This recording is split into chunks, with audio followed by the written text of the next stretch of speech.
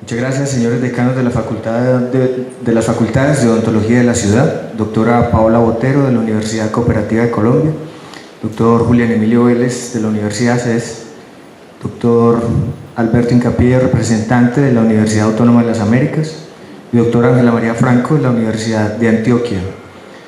Señores integrantes del Comité Interinstitucional Odontológico de Antioquia, señores representantes de la Federación Odontológica Colombiana, señores representantes de la Asociación Colombiana de Facultades de Odontología, ACFO, compañeros de las agremiaciones científicas, invitados, amigos, sean todos bienvenidos a la última sesión de este año de la Cátedra Itinerante 2017.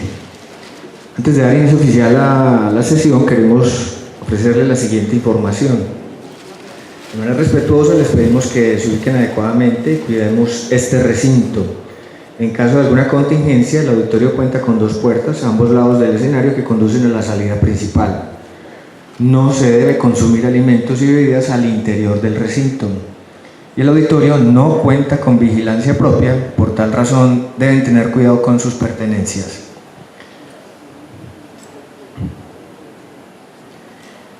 En la mañana de hoy, entonces, estaremos, a partir de este momento, iniciando con la contextualización de este evento. A las 8:30 tenemos la presentación del estudio de empleabilidad a cargo de la doctora Ángela María Franco, un estudio realizado por la Universidad de Antioquia y la Universidad Cooperativa. A las 9 tendremos comentarios sobre los resultados del estudio a cargo del doctor Esteban Bustamante. Tendremos un break que el Comité Interinstitucional Odontológico muy amablemente quiere compartir con todos nosotros. A las 10, la situación actual del recurso humano en salud con énfasis en el recurso odontológico por parte del doctor Luis Carlos Ruiz del Ministerio. A las 10:40 iniciamos con las ponencias de los invitados. Cada uno de ellos tendrá aproximadamente 15 minutos para ofrecer su información. A las 11:30 iniciaremos la discusión y finalizaremos entre las 12:30 más o menos la sesión. Esta programación puede estar sujeta a algún tipo de modificación con base en que uno de nuestros invitados puede estar llegando antes de la programación. Por otra parte, quiero darles un informe sobre las actividades que hemos desarrollado en el transcurso de la cátedra itinerante. Van a estar disponibles las memorias de la cátedra en la página de la Facultad de Odontología de la Universidad de Antioquia, en el link del Comité Interinstitucional. Allí van a encontrar las presentaciones de esta cátedra, esta versión de la cátedra, más los documentos que nos comprometimos a entregar. Por ejemplo, el de consentimiento informado, que muy amablemente el doctor Esteban Bustamante no lo compartió.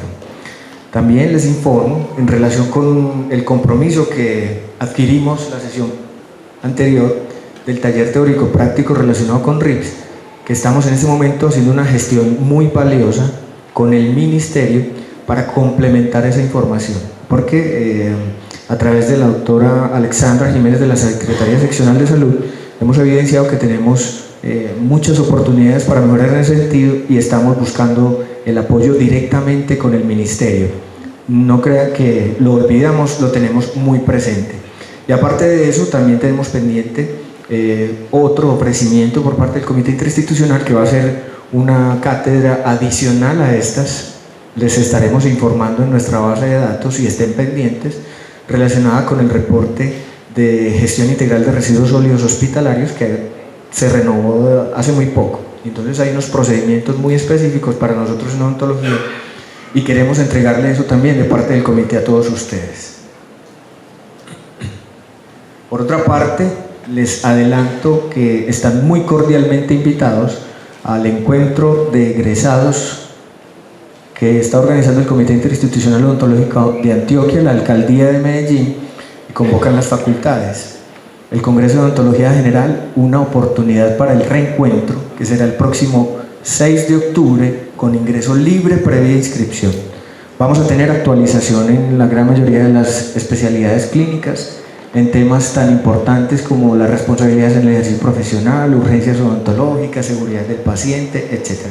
Los esperamos, es una convocatoria amplia, porque como les he insistido en la gran mayoría de sesiones que hemos tenido el Comité Interinstitucional, queremos fortalecernos como gremio, y fortalecernos también hace parte del mejoramiento de las condiciones académicas de todos nosotros. Por último, en esta primera parte, quiero hacer público el agradecimiento a todas las personas y agremiaciones que hicieron posible el desarrollo de esta cátedra itinerante 2017, al Comité Interinstitucional Odontológico de Antioquia, que sigue creyendo en este proyecto académico, a las doctoras Mayra Alejandra López, Liliana Duque y Jonathan Zúñiga de la Secretaría Municipal de Salud, al doctor Julián Serna, coordinador de egresados de la Facultad de Odontología, a Claudia María Campuzano, comunicadora de la Facultad de Odontología, a todas aquellas personas que les ofrezco excusas si las paso en este momento, pero que nos apoyaron para el desarrollo efectivo de este proyecto de gremio y de ciudad. A todos ustedes, especialmente a todos ustedes que son la razón de ser y de quienes esperamos su fidelidad para que el próximo año tengamos esta y más experiencias exitosas. Para ellos les pido por favor un fuerte aplauso.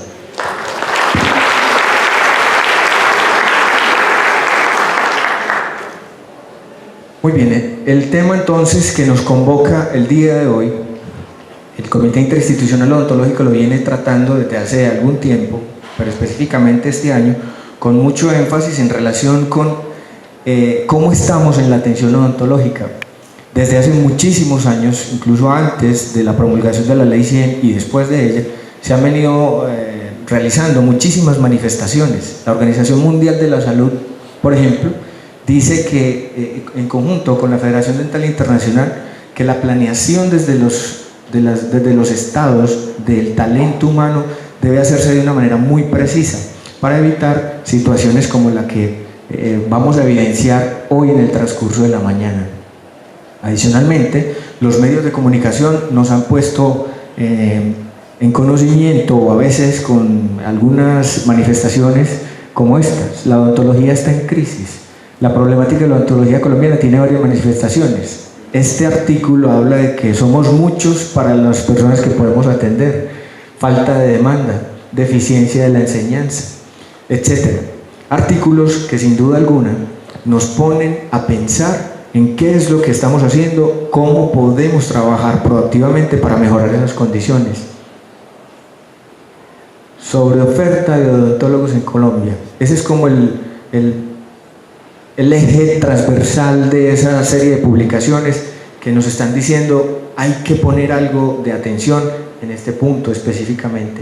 Una publicación que hace el doctor Jairo Ternera de la planificación de talento humano en salud es una proyección en relación con el desempleo odontológico y nos habla acerca de unas causales que pueden generar esa situación, donde una de las más importantes es la restricción por acreditación obligatoria. Para nadie es un secreto, y lo hemos manifestado y lo hemos escuchado cuando hacemos esta cátedra itinerante, que las condiciones de los requerimientos obligatorios para la habilitación de nuestros consultorios, haciendo un análisis exhaustivo, son un poco complejos de implementar por parte nuestra. Y esa parece ser, según esa proyección del doctor Ternera, que va a ser una de las causales para el desempleo de nuestra profesión. Aparte de eso, pues obviamente tenemos que ser conscientes de que no le debemos echar, ofrezco excusas en términos coloquiales, no le debemos echar el agua sucia exclusivamente al Estado. Nosotros también tenemos responsabilidad en cómo estamos en nuestra promoción, en nuestra profesión. Incumplimientos de la ley del Código de Ética Odontológico, incumplimientos morales, incumplimientos de valores, incumplimientos desde la negligencia, la imprudencia, la impericia, la violación de normas. Nosotros mismos también estamos siendo parte, como actores, directamente en esta problemática que tenemos que empezar a ponerle un poco más de atención. Traigo a colación, y en esto sí quiero detenerme un poco, si me lo permiten lo voy a leer literalmente, son unos testimonios de varios profesionales que nos han apoyado en esta búsqueda del mejoramiento de las condiciones. Algunos testimonios dicen que la Ley 100, IPS, EPS, clínicas, les pido que obvien esa primera fila, han hecho que la profesión odontológica se convierta en una carrera técnica donde se le paga al odontólogo el 10, el 15 o el 20% por su trabajo. Salarios sin prestaciones, 35% en base a precios muy inferiores al SOAT, que es el reglamento pues, de facturación, horarios de 13 horas, 3 o 4 veces por semana, donde las auxiliares e higienistas ganan un salario mínimo o hasta menos. Por lo anterior, ya el odontólogo no se le ve como doctor, sino como el que debe rendir una ganancia al dueño del centro de salud. Y al paciente se le ve como una mercancía. Para el odontólogo, hacer un salario digno debe realizar más de 250 horas al mes y lastimosamente engañar al paciente haciéndole tratamientos que realmente no son necesarios para este. Otros testimonios: una recién egresada de alguna facultad dice que la invitaron a una clínica, asistí a la entrevista, le ofrecieron prestar unos servicios que le pagarían el 20% por lo que se realizara. Además debería cumplir con unas metas de ventas de 12 millones al mes, debería vender como mínimo 10 ortodoncias por las cuales le dan una comisión y 3 implantes. Debía tener una cuenta además que debía pagar su seguridad social, su sistema de riesgos y pensiones, y que cada mes le realizarían un descuento del 20% por retefuente. La verdad, no lo analizó y aceptó el trabajo. En términos generales, y de pronto nuestros ponentes lo van a evidenciar ahorita, es algunas de las únicas formas que tienen de vinculación al sistema laboral que tienen nuestros egresados. Inicialmente, dice este testimonio, pues le fue bien, pero después, obviamente, por la ley del mercado, eso empezó a bajar, y ella refiere que ha tenido muchísimas dificultades al punto de que sus jefes le han obligado a renunciar por el incumplimiento de esas metas. Manifiesta ese testimonio que ella, que es cabeza de familia, mujer, madre, cabeza de familia, se le dificulta muchísimo unos horarios extendidos para poder darle cumplimiento como a sus obligaciones familiares. Otro testimonio nos habla de un profesional que menciona la dificultad que es conseguir empleo actualmente, donde reitera que las posibilidades básicamente se orientan a un porcentaje pagado por actividades, y en algunos casos exigen llevar el propio instrumental y los insumos para poder brindar la atención. En un mes se encuentran valores de entre 1 millón a 1.500.000, lo cual no cumple, según él, las expectativas de la profesión. Adicionalmente, también manifiesta que le toca pagar de su bolsillo todo el sistema de seguridad social, lo que tiene como costo promedio 600.000 de pesos, dejando al odontólogo con un salario mensual inferior al salario mínimo, manifestando que esos ingresos son equiparables a una persona que no haya realizado ningún estudio. ¿Qué nos convoca hoy? Esa situación, buscar alternativas o buscar al menos sentar un precedente de trabajo de gremio en pro del mejoramiento de las condiciones de atención. En conclusión, como lo publica Notas de Clase en la Universidad del Valle en su blog Fundamentos, situación actual en 2011, los sectores de la salud y educación funcionan independientemente, a pesar de que hay reclamos y los innumerables llamados de atención son permanentes. Según los estudios más recientes, en Colombia aún se presenta entre sus primeras causas de consulta los problemas de caries y periodontopatías, lo que nos debe poner a pensar en la capacidad, la calidad y las competencias para la resolutividad en la atención. Existe un proceso evidente de subempleo y desempleo e informalidad en el ejercicio profesional. El ejercicio de la profesión está fragmentado en las especialidades clínicas y presumiblemente se está victimizando a los pacientes con la metodología del sobrediagnóstico y la imposición de tratamientos. Podemos evidenciar adicionalmente un debilitamiento de la ética en el ejercicio profesional, el deber de ejercer cumpliendo con las obligaciones básicas, con valores y con volar, ya es casi una utopía. Puede decirse que se ha desvirtuado el rumbo del sistema en el que se propuso una cobertura universal, una atención con calidad, con eficiencia y humanismo, concebido como un servicio social. Pero el canibalismo del mercado ha hecho que tengamos que pensar en la profesión como un negocio con afán de lucro. Muy bien, esta es la contextualización de lo que veremos a continuación. Nuevamente agradecemos por haber aceptado esta invitación y le damos la bienvenida a la doctora Ángela María Franco, quien nos va a hacer la presentación de los resultados del estudio de empleabilidad realizado por las facultades de odontología de la Universidad Cooperativa y la Universidad de Antioquia. La doctora Ángela Franco es odontóloga de la Universidad de Antioquia, magíster en epidemiología y doctora en ciencias sociales. Actualmente es decana de la Facultad de Odontología de la Universidad de Antioquia. Bienvenida, doctora, muchas gracias.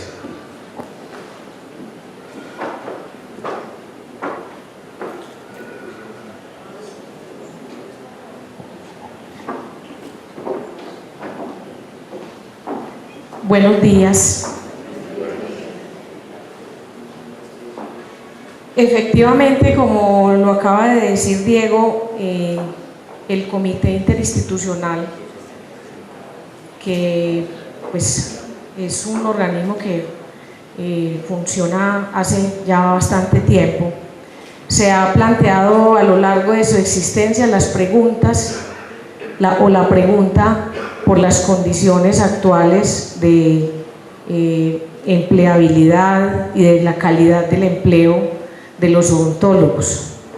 Una preocupación gremial obvia cuando lo que nos interesa es tanto que los profesionales, y vamos a hablar también un poco en esta presentación, vamos a mostrar algunas poquitas cosas de un estudio que hicimos también en el personal auxiliar, tanto los profesionales como los auxiliares estén, digamos, en buenas condiciones laborales, tengan un trabajo digno, conforme pues a su formación, a los años de dedicación para la preparación, como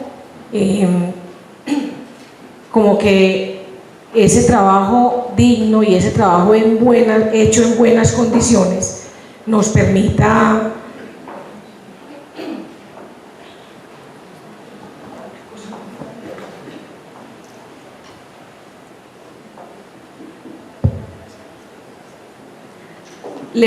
al odontólogo, nos permita dar la atención que necesitan y que se merecen los pacientes. Es decir, preocuparse por el empleo odontológico es preocuparse tanto por los profesionales y los auxiliares mismos, como por los pacientes, por la población y por lo que un odontólogo laborando en buenas condiciones le puede proporcionar a la atención del paciente.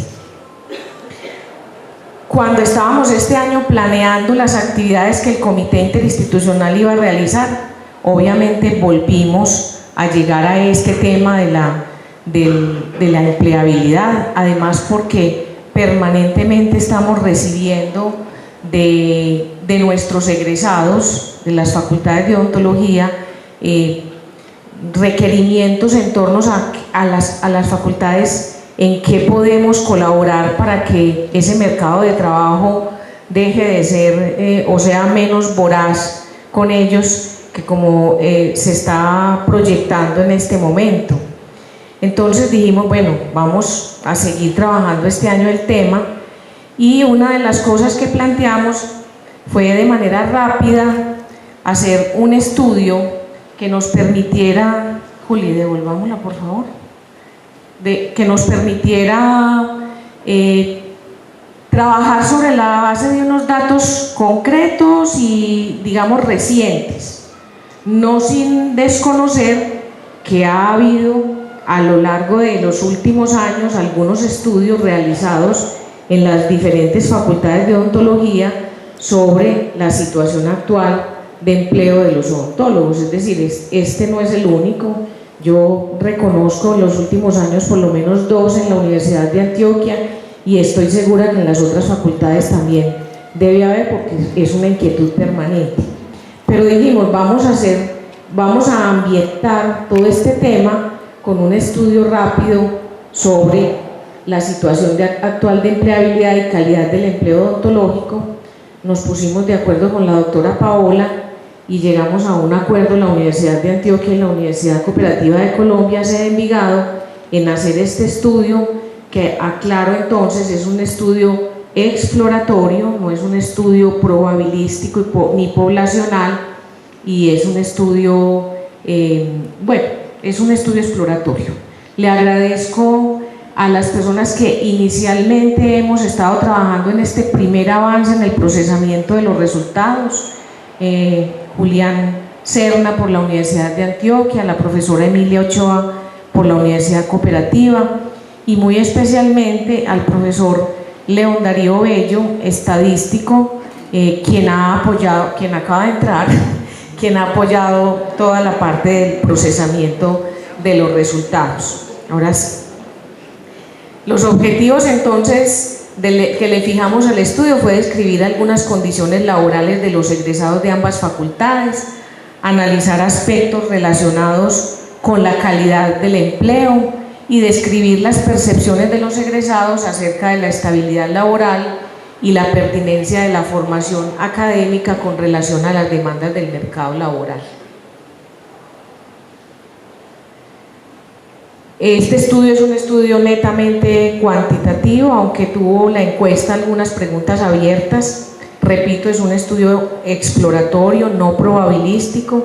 Se hace a partir de la base de datos de los egresados de ambas facultades. La recolección de la información se hizo a través de una encuesta que se diligenció de dos maneras: vía online, posiblemente varios de ustedes participaron en el diligenciamiento de esta encuesta, la cual difundimos a través de las mismas bases de datos y de las redes sociales, y de manera presencial en alguna de las cátedras abiertas. Recuerdo que trajimos el formulario y ustedes nos apoyaron diligenciándolo. Los datos fueron procesados en el SPS versión 22 y estamos empezando, porque realmente no hemos podido terminar, un análisis de resultados que obviamente empieza por la parte bivariada. Queremos hacer un análisis multivariado apoyado en dos técnicas muy comunes en los últimos tiempos, la del árbol y la de correspondencia múltiple, y también hicimos una categorización de las respuestas abiertas. En total, durante el mes de junio, creo que fue, 446 egresados contestaron la encuesta. De esos 446, el 67% eran egresados de la Universidad de Antioquia y el 32% de la Universidad Cooperativa. Y pueden ver ustedes ahí en el pastel la distribución según el año de egreso. Tenemos un porcentaje bajo de quienes habían egresado antes del 2000, medio de quienes egresaron entre el 2000 y el 2010, y una mayoría importante de quienes egresaron en los últimos 5 años. Importante destacar que 4.7% de los encuestados comentaron que a esa fecha ya habían hecho otro pregrado. El 68% de los que contestaban la encuesta eran mujeres, el 31% eran hombres. El promedio de igual resultó exactamente igual. La zona de residencia, entonces la mayoría viven en Medellín o en otros municipios del área metropolitana. Tenemos aquí prácticamente un 78%, otros municipios de Antioquia, otros departamentos diferentes a Antioquia y a Bogotá. En Bogotá, para un total del 98% en Colombia, y 2% de los encuestados contestaron desde otros países. Bueno, entonces la pregunta de entrada era ¿qué tiempo le tomó empezar a laborar, fuera como independiente o como empleado? Y lo cruzamos con el sexo. Aquí vemos entonces que un 4.3% nunca ejercieron o han ejercido la profesión, y vemos el resto de la distribución, que obviamente se acumula en menos de un año. Está el gran porcentaje de las personas que dicen que les tomó empezar a laborar, fuera como independiente o empleado. Esto obviamente no dice si laborar implicaba estarlo haciendo de tiempo completo o empezar a hacerlo por unas horas, como dice el título, como independiente, o si se empleó directamente. Por eso es pues la pregunta de entrada. Entonces hay un tiempo de 12 meses o menos como dominante. ¿Qué tiempo perdón, quietecito pues, la otra.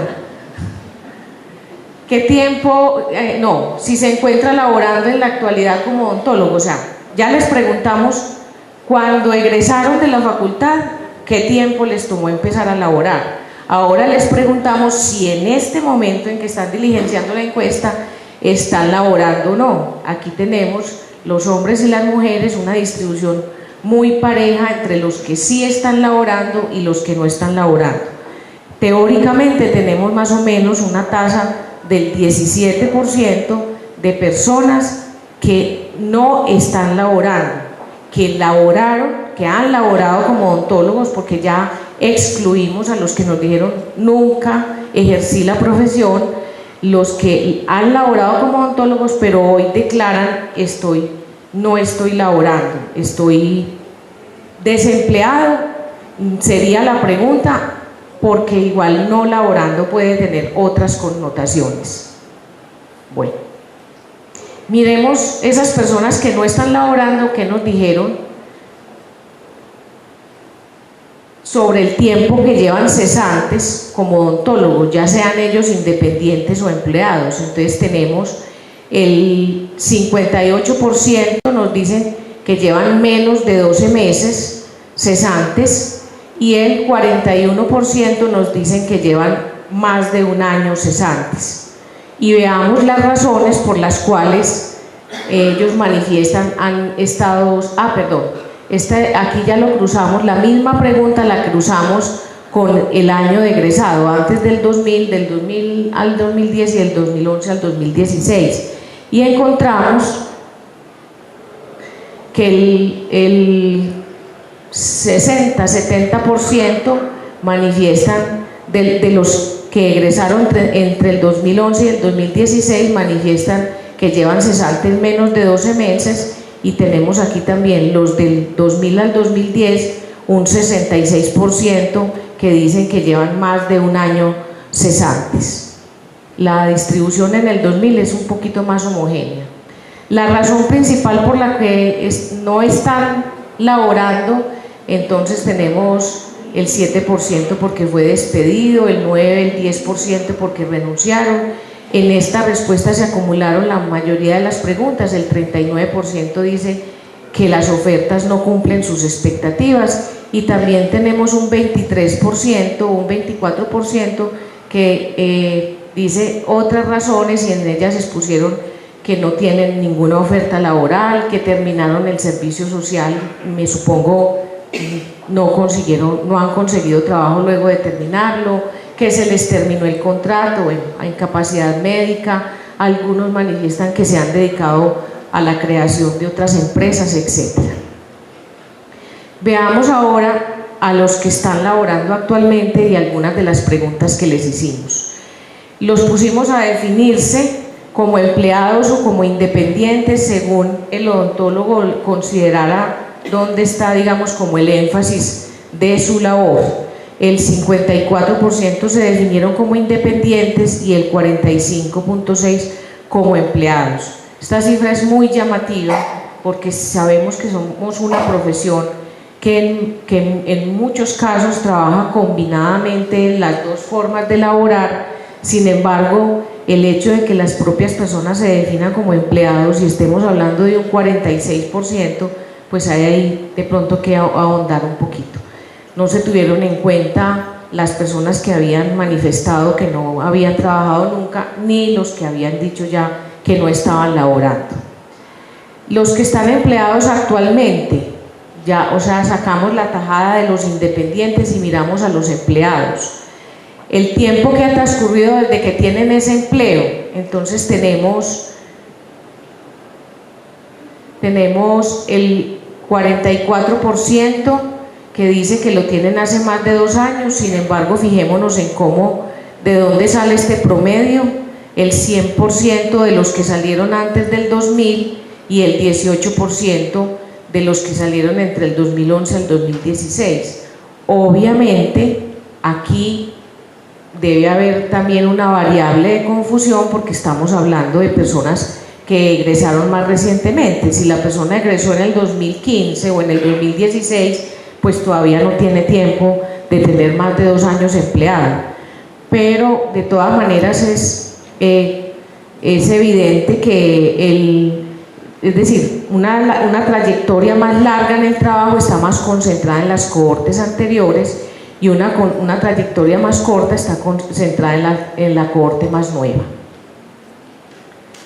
El tipo de contrato de los profesionales, entonces aquí también tuvimos cosas interesantes. El 41% habla de un contrato de término indefinido, se mueve también de manera muy diferencial según el año de egreso.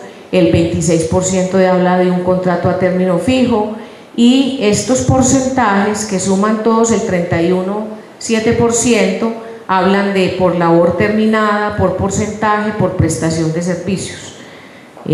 Aquí debo mencionar que nos acompaña el doctor Esteban Bustamante y él enseguida va a hacer algunos comentarios con relación a estos resultados. La jornada laboral, el 66% habla de tiempo completo, el 25% habla de medio tiempo y un 9% habla de tiempo parcial. Cabe anotar también, lo recuerdo cuando estábamos procesando los resultados, que había quienes hablaban de jornadas de más de 60 horas, pues que nos llamó la atención que habían algunas personas que hablaban de jornadas mucho más largas de lo que estamos tomando acá, pero obviamente si tenemos en cuenta la posible combinación de empleado e independiente, eso pues puede ser posible. Este resultado también nos llamó mucho la atención y quisimos dejarlo tal cual, pero lo vamos a comentar, y es que el 60% manifiesta que recibe todas las prestaciones sociales, el 36% contestó directamente en el formulario que no recibe ninguna prestación, y el 3% habla de que recibe parcialmente las prestaciones. Ahora vamos a comentar un poco sobre eso. Esta es la distribución de las actividades que hacen en su jornada laboral. La mayoría de las personas se dedican a las actividades clínicas, pero también había quienes hacen labores administrativas, de docencia o de investigación, teniendo en cuenta que las personas tenían la opción de contestar, de dar varias respuestas. Les preguntamos, como se comentó ahora, por el suministro del instrumental y los insumos, dado pues algún conocimiento que hemos tenido respecto a este punto. El 88% manifiestan que pues se les suministra tanto el instrumental como los insumos, el 9% dice que algunos, y 3% seguramente por el tipo de labor que desempeñan contestaron que no lo requerían. Sigamos. El grado de satisfacción con el contrato actual. Les preguntamos qué tan satisfecho está con el contrato que tienen actualmente. La satisfacción muy baja o baja concentró el 41% de las respuestas. Es, digamos, el porcentaje más alto, o sea que podemos decir que tenemos casi la mitad de los encuestados insatisfechos con su contrato laboral. El 28% dicen que medianamente satisfechos y un 30% se declaran altamente satisfechos. Veamos los ingresos y las percepciones de nuevo de los empleados más los independientes. Entonces aquí tenemos los ingresos declarados pues en la encuesta, en cuál de los siguientes rangos se ubican sus ingresos. En menos de $1,5 millones declaran prácticamente el 29% de las personas que están sus ingresos. De $1,5 millones a $2 millones el 16%. Si sumamos esto, tenemos el valor total de quienes ganan menos de 2 millones de pesos. Tenemos un rango alto también entre 2 y 3 millones, y de ahí para abajo pues obviamente los porcentajes van disminuyendo. Bien, estas flechas eran para señalar algo que se insinúa aquí, pero que por supuesto por el tipo de estudio hay que explorarlo mucho más, y es la inequidad de género. Es decir, vemos aquí en menos de $1,5 millones el 33% de las mujeres y el 19% de los hombres, y así en otras de los datos hay cierta tendencia a una inequidad en los ingresos.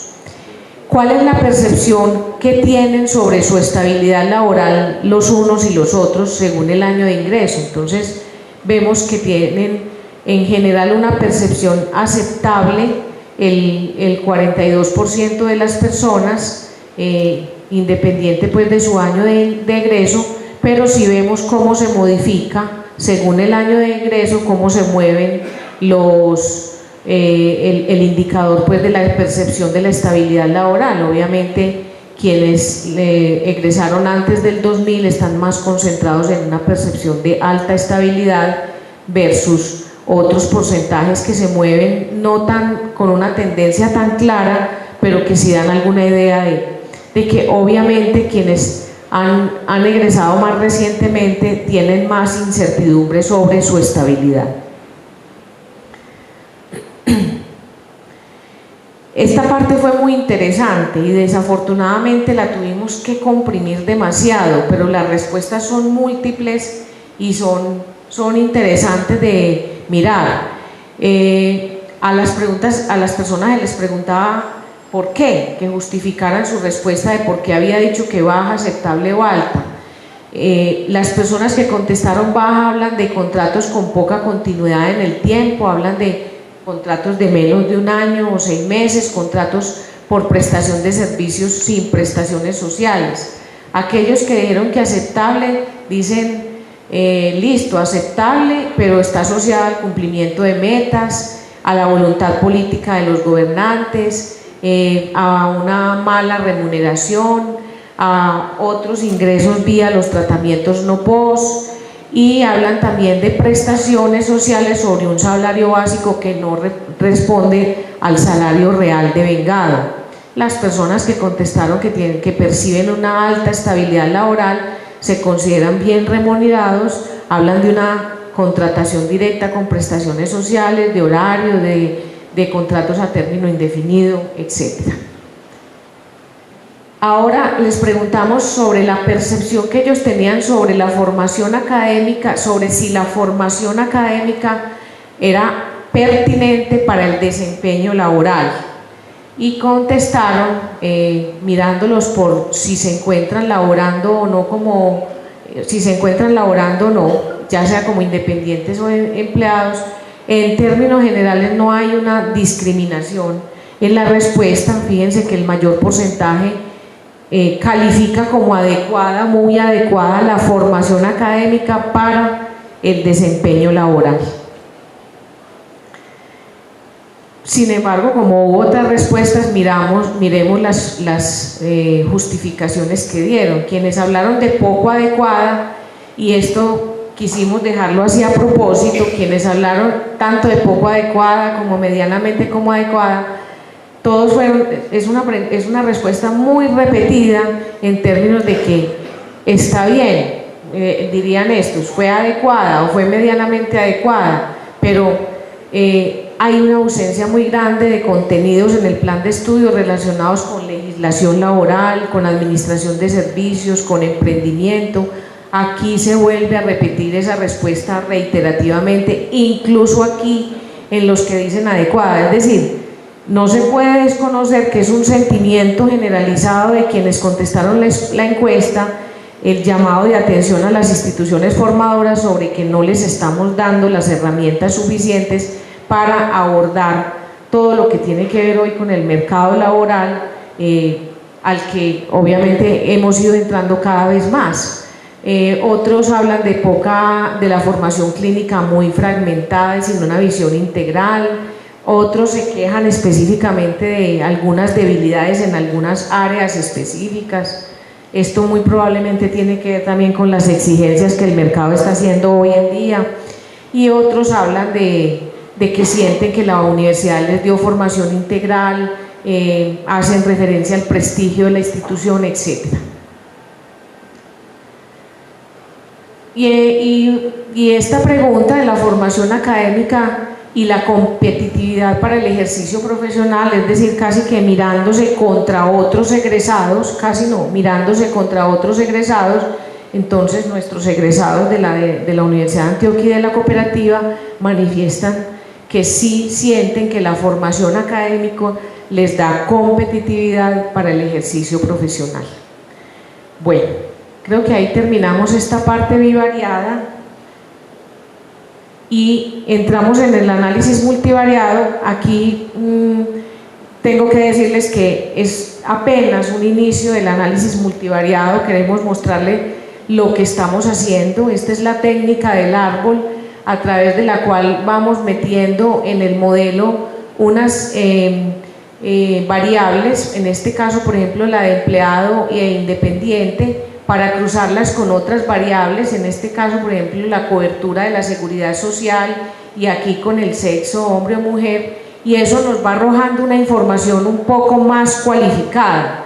Entonces, de este árbol podemos resaltar cosas como que la variable que presenta mayor relación con el tipo de empleo fue la de la cobertura por el sistema de seguridad social. El 63 de los empleados por contrato están totalmente cubiertos, mientras que en los independientes, los cubiertos por seguridad social son el 40%. En los de cobertura parcial o sin cobertura por seguridad social, el 84% son independientes y el 15% son empleados. Otro tipo de análisis es este análisis de los mapas perceptuales, en el que también se involucran varias variables. Aquí está rangos de ingresos, trabajo como independiente o empleado, el año de ingreso y el sexo. Y el modelo lo que va arrojando es dónde se van agrupando las variables y eso le va permitiendo a uno plantear de manera más cualificada algunos resultados. Entonces, por ejemplo, de aquí se desprende que las mujeres egresadas entre 2011 y 2016 y que son además independientes están más cerca de los salarios más bajos. Entonces uno lo busca aquí, entonces ve mujer de 1 millón a 1,5 millones o menos de 1,5 millones e independiente. El modelo le va agrupando a uno la tendencia de la agrupación de las variables y por lo tanto le va cualificando los resultados. Los hombres egresados del 2000 a 2010 y que son empleados están más cerca de salarios entre 2 y 4 millones de pesos. Y así sucesivamente. Hay momentos en que las variables, los modelos se cruzan, digámoslo así, las agrupaciones, y entonces se empieza a notar, como ya de alguna manera lo mostró el análisis bivariado, que hay variables en las que no hay muchas diferencias. En este caso, por ejemplo, el asunto de si la formación académica les ha permitido ser competitivos o no. Bueno, creo que me queda muy poco tiempo. Pasemos esta, Julián, porfa. Y quiero solamente detenerme en 2 o 3 cositas, porque les prometí a las compañeras de Azoral que íbamos a tenerlas en cuenta también en esta reflexión sobre la crisis laboral. Este es un estudio que hicimos en la Facultad de Odontología de la Universidad de Antioquia hace un tiempo, este año terminamos los resultados, con el personal auxiliar, igualmente a través de una encuesta. Fue un poco más difícil encuestar a las auxiliares que a los odontólogos, y estos son el tipo de resultados. El 78% estaban empleadas, el 12% estuvieron empleadas alguna vez, pero ya no lo están, y el 10% egresaron de sus centros de formación y nunca buscaron empleo. De estas que estuvieron empleadas, el 56% ya no está buscando empleo, manifiesta que ya se cansaron de buscar empleo, ya no lo están buscando. Y estas que nunca buscaron empleo, dice, las razones que dieron es que le dieron prioridad a otros estudios, que no se sintieron satisfechas con lo estudiado y que tenían certeza de que no lo iban a encontrar. Podemos decir en términos generales, reorganizando estos porcentajes, que solamente un 58% se puede decir tienen una estabilidad laboral. Sigamos. De las empleadas, esta es la manera como se distribuye la jornada laboral: menos de 48 horas, 48 y más de 48. Esto es lo que manifiestan sobre la seguridad social, la afiliación a la seguridad social, y un 20% de ellas manifiestan que tienen que tener otra fuente de ingresos adicionales.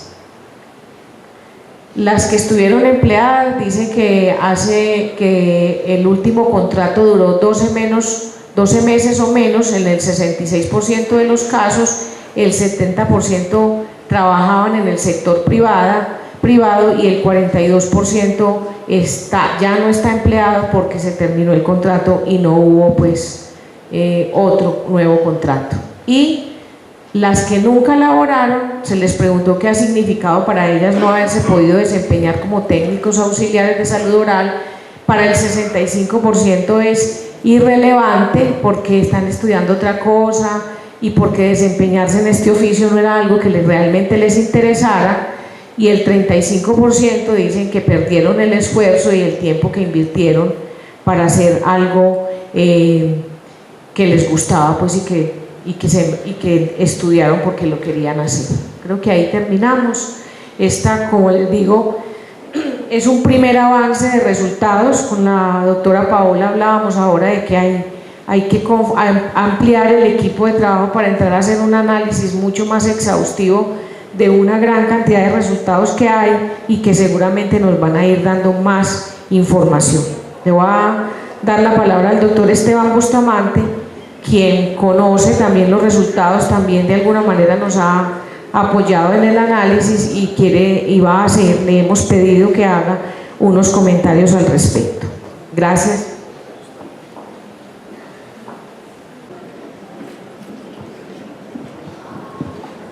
Como lo mencionaba la doctora Ángela, a quien queremos agradecerle por esta valiosa información que nos acaba de entregar. A continuación tenemos la presentación del doctor Esteban Bustamante. El doctor es odontólogo de la Universidad CES, abogado de la Universidad de Medellín, especialista en responsabilidad civil y seguros de AFIT, especialista en recursos humanos de la Universidad de AFIT, magíster en administración, magíster en desarrollo humano de AFIT. Es docente de la Universidad CES y de la Universidad de Antioquia y es director ejecutivo de FedSalud.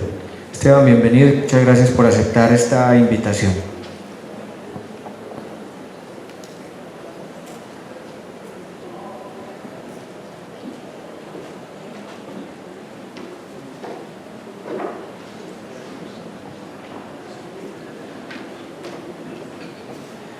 Bueno, muy buenos días. Vamos a hacer entonces un análisis breve de las cifras que me parece importante que tengamos en cuenta, derivadas del estudio que acaba de presentar la doctora Ángela.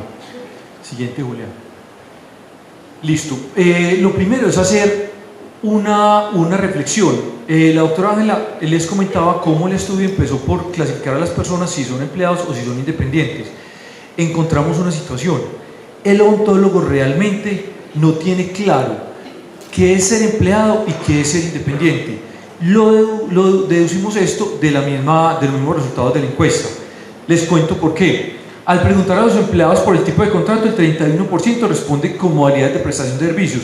Es decir, de los que respondieron ser empleados, el 31% dice, no, es que yo estoy por porcentaje o yo estoy por trabajo terminado. Realmente no son empleados, son modalidades de prestación de servicios, y el odontólogo le entiende como si fuera empleado por el solo hecho de haber firmado un contrato. De ahí empezamos casi que a concluir. Hay que fortalecer, lo decía ahorita la doctora Ángela, la formación laboral del odontólogo, sobre todo en los últimos semestres, que sepa qué modalidades de contratación hay, a cuáles modalidades de contratación se enfrenta, qué derechos tienen cada una. Porque fíjense que el 31%, siendo prestador de servicios, se clasificó como empleado. Al preguntar por la seguridad social integral, un porcentaje importante refiere no tenerla o en forma parcial. Veíamos cómo ahorita en los resultados que presentó la doctora Ángela, de los empleados, el 60% dijo tener seguridad social integral. Es decir, ese 40% de los empleados que no tienen seguridad social integral no es empleado, porque el empleado debe tener afiliación a los 3 subsistemas de seguridad social. Entonces realmente hay un 40% de los que se consideran empleados que no tienen seguridad social completa y por lo tanto pues realmente literalmente no corresponden a la categoría de empleados. Igualmente, cuando se les pregunta por qué prestaciones sociales reciben, que son prima, vacaciones y cesantías, un alto porcentaje indica que recibe alguna de ellas o no recibe ninguna, habiéndose clasificado como empleado. Es decir, literalmente, en rigor jurídico no es empleado porque no recibe completamente las prestaciones sociales.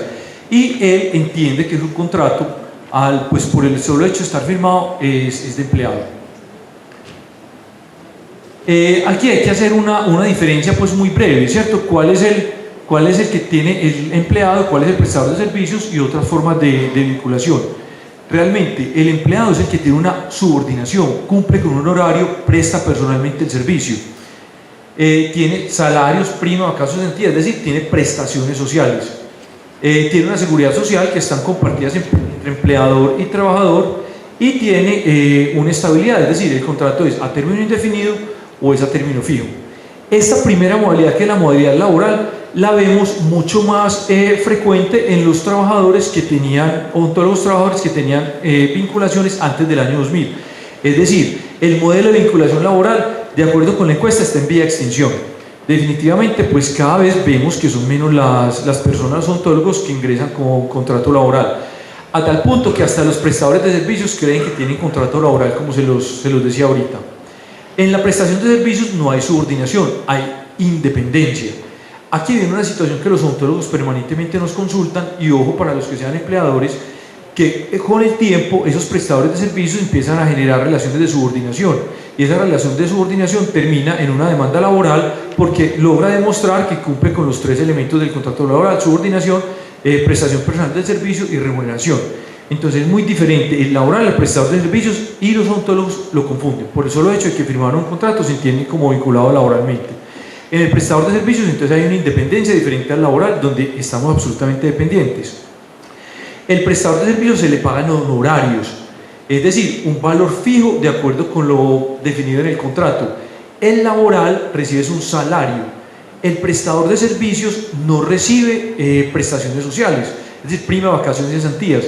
De acuerdo con la encuesta, ya al mirar al detalle encuentra uno que algunos prestadores de servicios responden recibir algo, debe ser una bonificación, y eso lo entienden como si estuvieran recibiendo una prima, pero un prestador de servicios en sentido estricto no está recibiendo prestaciones sociales, recibe posiblemente una bonificación que hacen a final del año, él entiende como la prima. La seguridad social en el prestador de servicios es asumida por el prestador de servicios en su totalidad, como les decía, en el laboral es asumida conjuntamente por empleador y trabajador. Y la estabilidad, pues normalmente entendemos como más estable el contrato laboral. Los prestadores de servicios naturalmente se clasifican como contratos más inestables, porque su duración es la contratada con el contratante, porque aquí no hay empleador en la prestación de servicios, sino un contratante. La definida normalmente es un contrato a término indefinido que se termina por cualquiera de las partes en cualquier momento, con una anticipación de 30 días. Es el prestador de servicios. Entonces fíjense que es muy importante entender estas dos modalidades de contrato para efectos de poder entender también el tema de empleabilidad. Igual es importante para determinar el ingreso. La encuesta preguntaba entre 0 y 1 millón, entre 1 millón y 1.500.000, hasta 2 millones de pesos.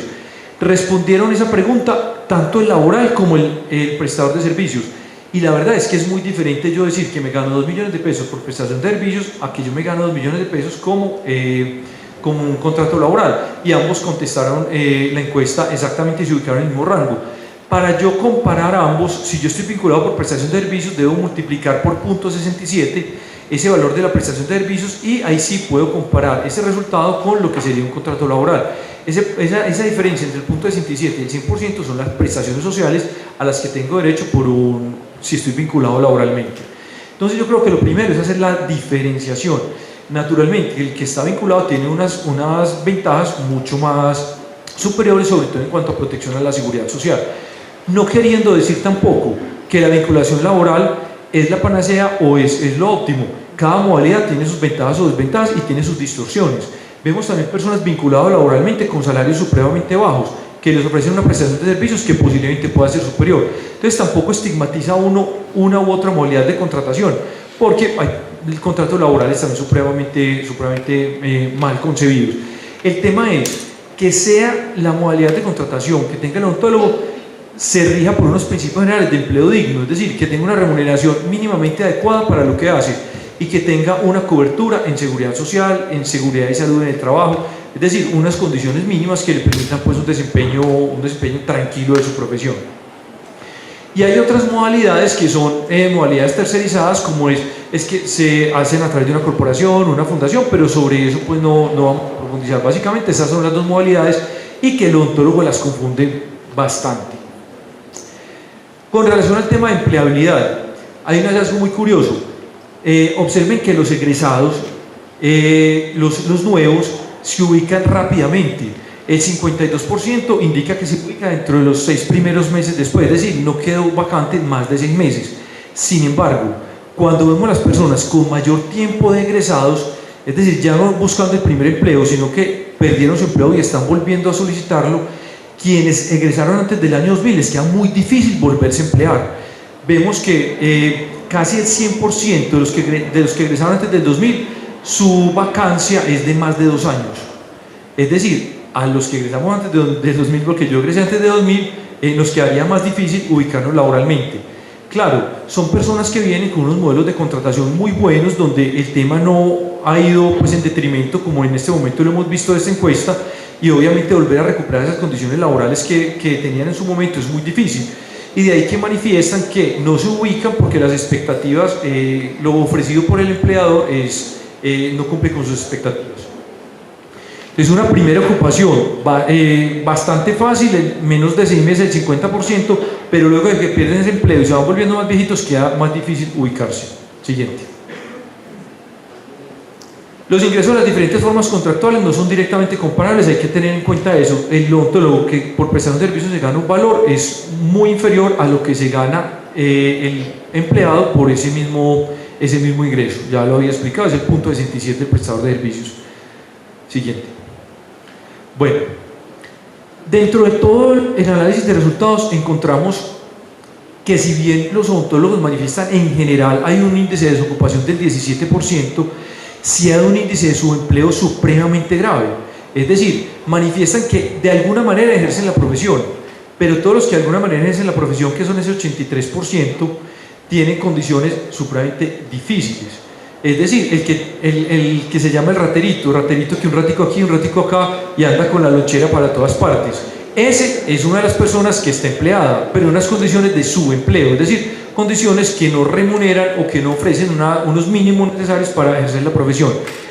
El 45% manifiestan estar empleados, el 55% independientes, aclarando que dentro de ese 45% que son empleados, recordemos que el 60% dice tener seguridad social integral, o sea, de esos el 40% no tiene seguridad social integral, es decir, no es empleado.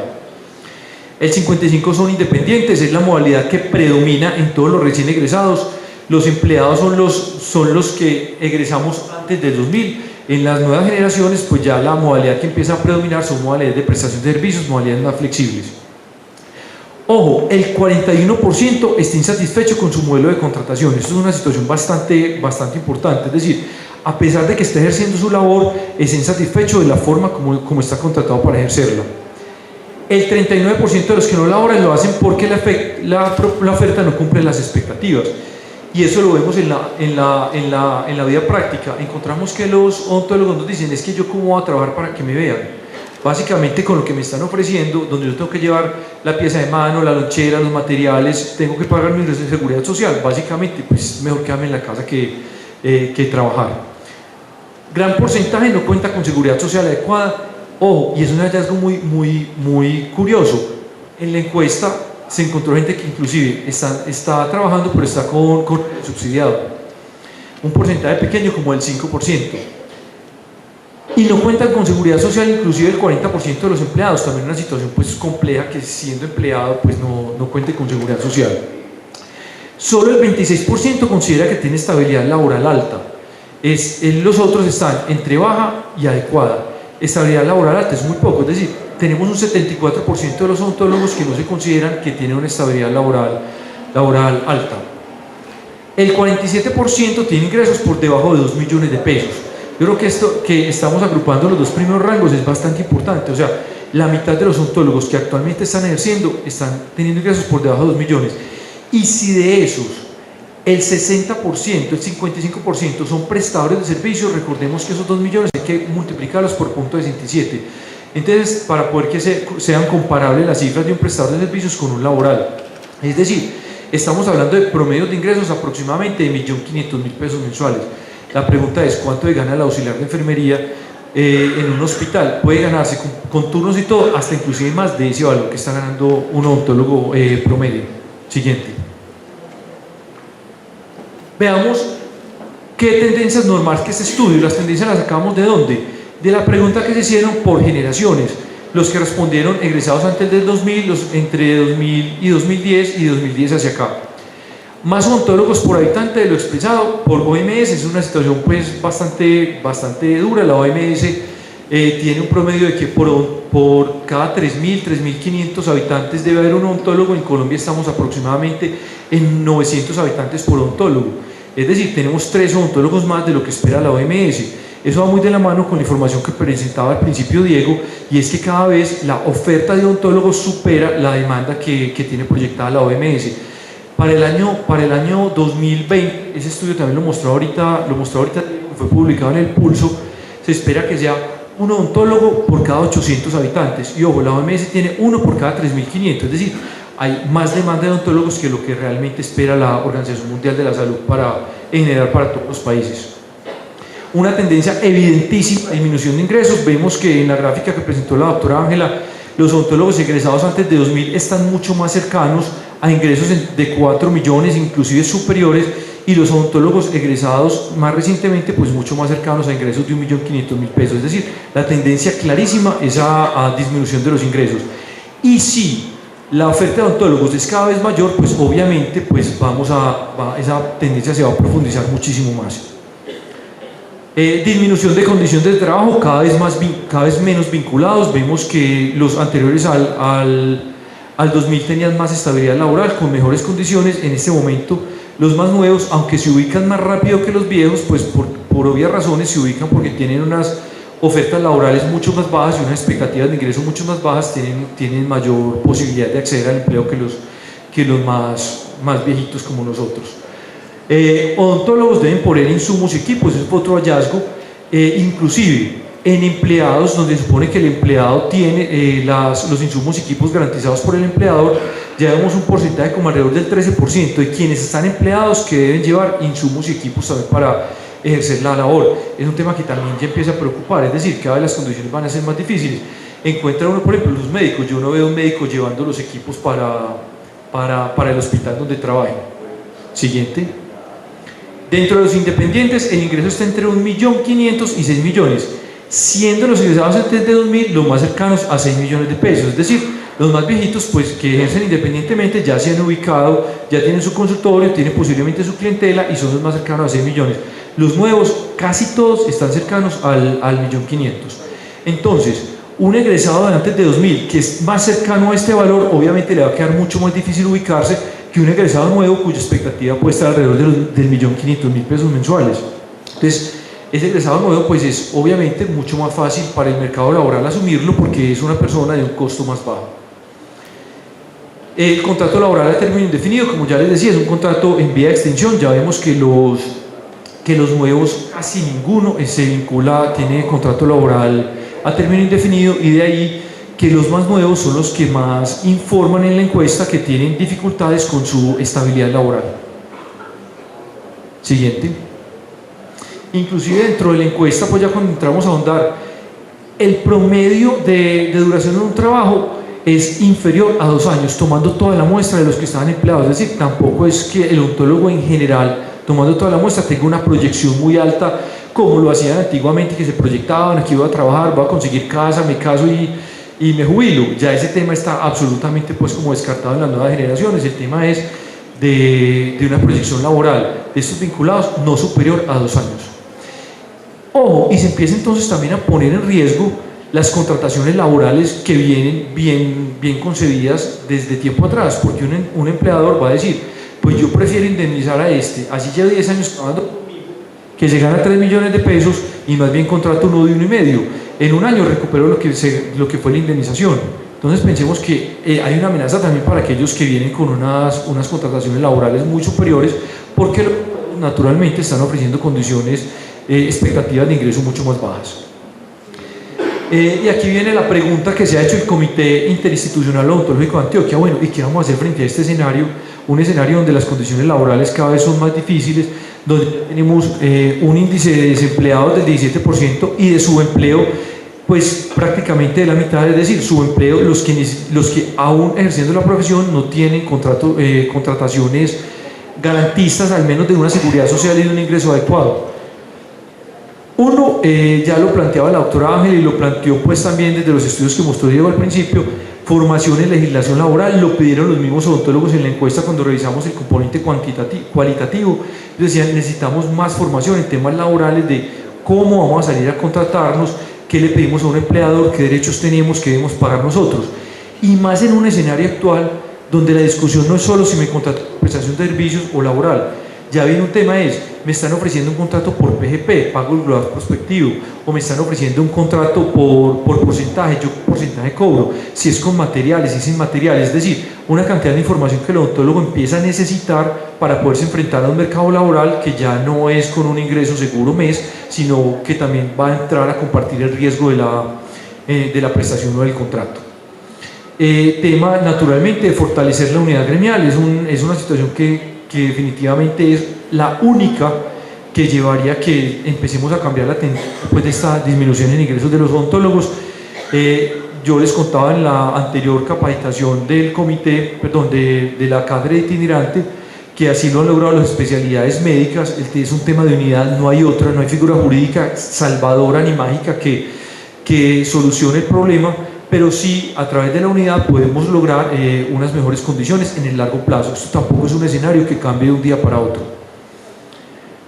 Y se ha hablado también desde el comité interinstitucional, ya fue un planteamiento que se hizo la vez anterior, la posibilidad de constituir un sindicato gremial que empieza a plantear pisos tarifarios a nivel nacional. Yo les comentaba el ejemplo, por ejemplo, de ortopedia. Los ortopedistas tienen a Sin Trauma como un sindicato nacional que dicta políticas, los anestesiólogos tienen los sindicatos gremiales a nivel regional y todos se comunican para evidentemente no quitarse trabajos entre ellos o no ofertar por debajo. Obviamente también es un tema más fácil hacerlo entre médicos especialistas porque son menos, pero hemos visto que es la única figura que en este momento tendría dientes para poder intervenir en esta situación tan grave del mercado laboral de los odontólogos, y en eso se está trabajando, el comité interinstitucional. Siguiente.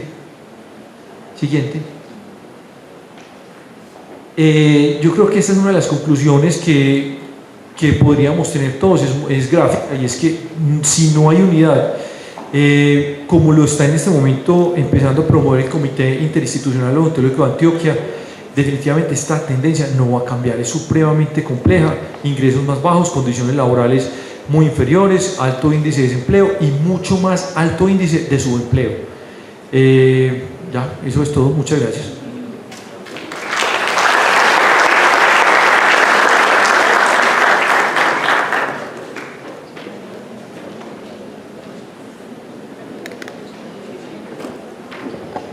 Le agradecemos al doctor Esteban por sus valiosos aportes a esta discusión. En este momento vamos a proceder a realizar una sesión de preguntas por parte de ustedes a los anteriores ponentes en relación con esta primera parte de nuestra cátedra itinerante. Si alguien tiene una pregunta para cualquiera de los dos expositores, por favor nos informe. Vamos a hacer aproximadamente 4 preguntas.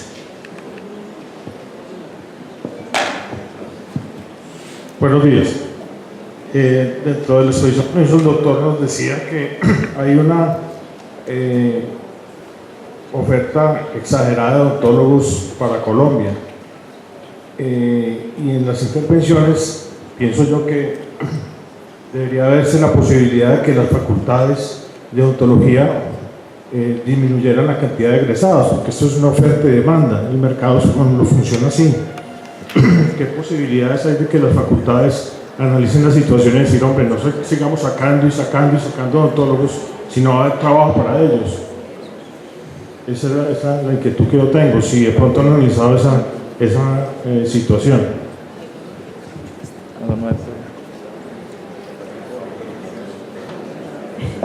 Bueno,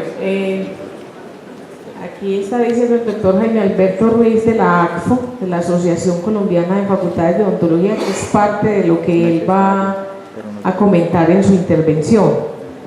Pero definitivamente es un tema que ya es inevitable, que hace rato es inevitable, es el asunto de la plétora profesional y por lo tanto la necesidad de que no solo las facultades, sino el país como país, el Estado colombiano, los gobiernos, tienen que revisar la manera como se está proyectando el crecimiento de los profesionales en muchas áreas, no solo de la odontología, sino en muchas otras áreas. Hay que irlo, pues es necesario que ese tema se revise. Sería muy bueno que ahorita está por llegar el doctor Luis Carlos del Ministerio, él que trabaja y su experticia es el tema de los recursos humanos en salud, que nos diga qué políticas está trazando el Ministerio al respecto o tiene pensado hacer, en fin. Pero definitivamente sí hay un tema por tratar, que está tarde de tratar, y es el tema de cómo regular más, por ejemplo, la creación de nuevas facultades de odontología en el país, porque ya somos, ¿alguien recuerda?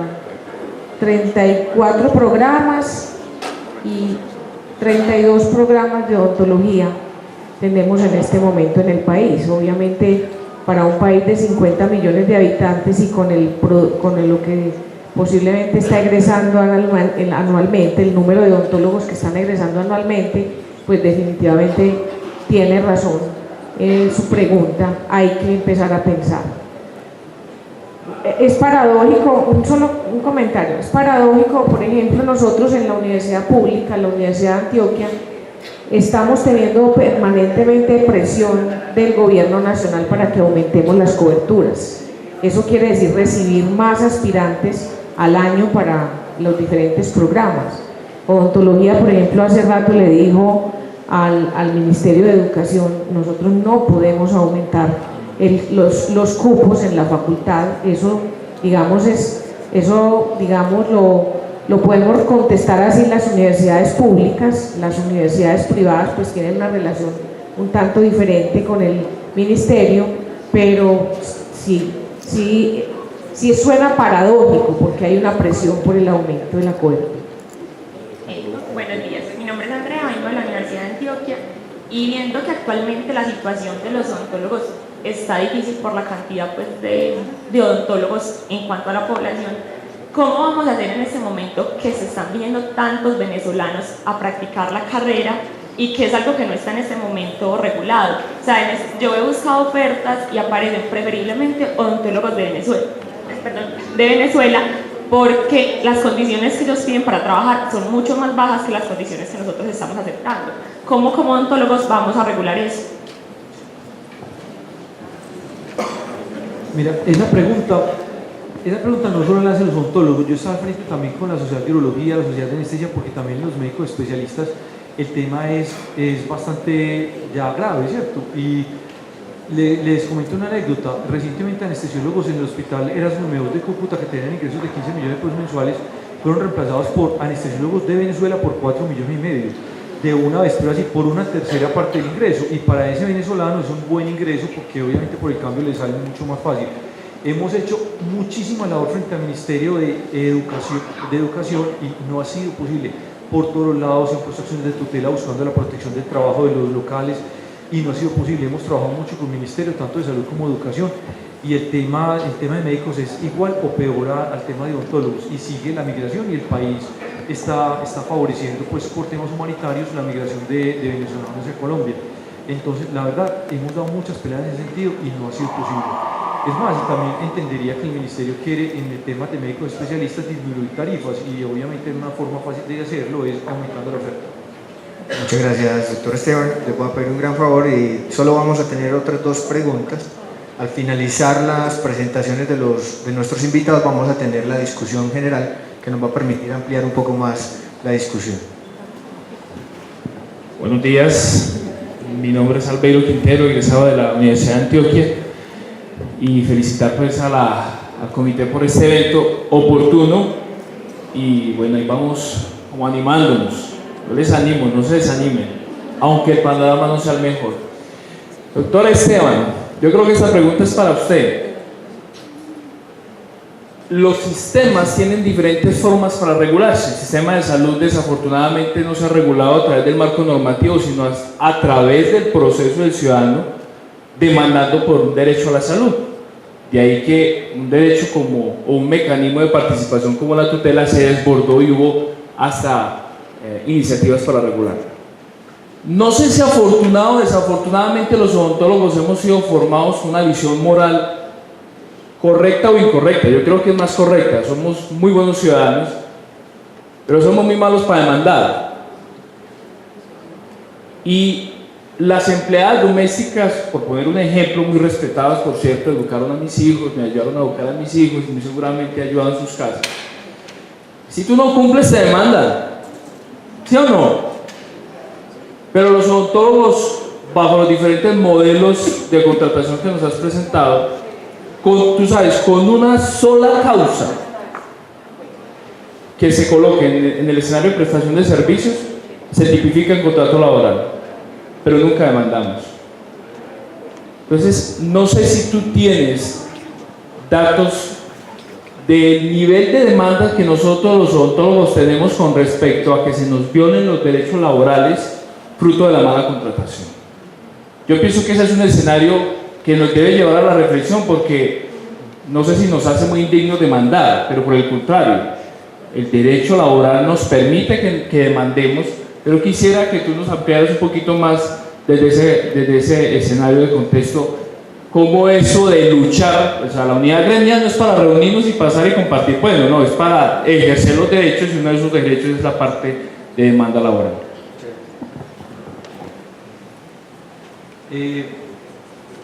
A ver, el tema de llegar a configurar una relación laboral de una persona que está vinculada por prestación de servicios son temas que en la práctica en salud son relativamente fáciles. ¿Por qué? Porque es que nosotros ejercemos una labor esencialmente misional de las entidades de salud, ¿cierto?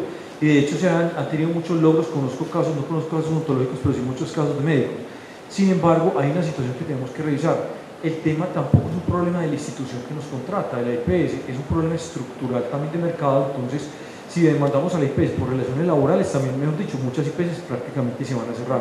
Entonces, es un tema más de estructura, de uno ir al fondo del problema. Y si yo le digo a una IPS que al menos está generando empleo y está, pues, o subempleo, pues porque obviamente si vamos a hablar de una condición pues, de subempleo, prácticamente las llevaríamos a muchas de ellas a cerrar y a perder aún más posibilidades de ingresos de las personas.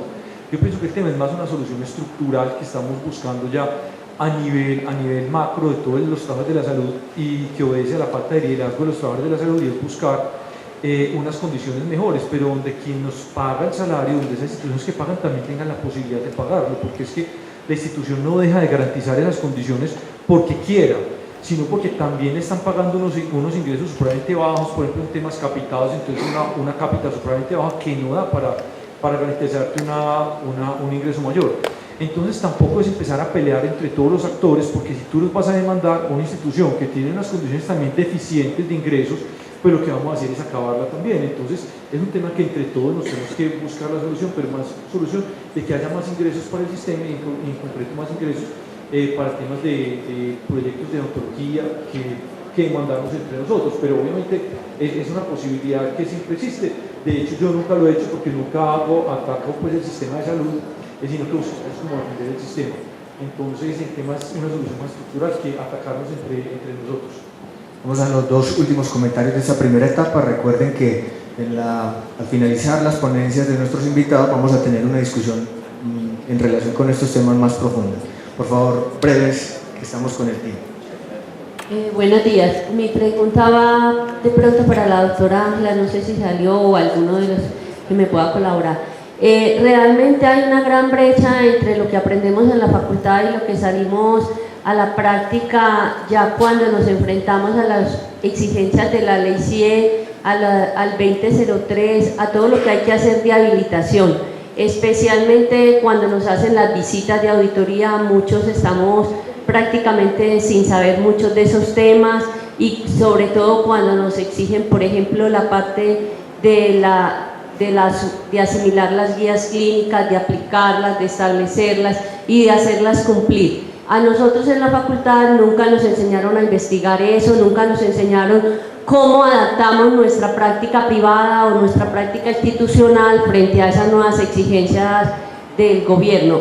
Yo sé que este es un espacio donde se nos ha ido capacitando y el cual valoramos mucho, y por eso siempre venimos a aprender y a compartir conocimientos, pero no es suficiente para lo que nos están exigiendo hoy en día.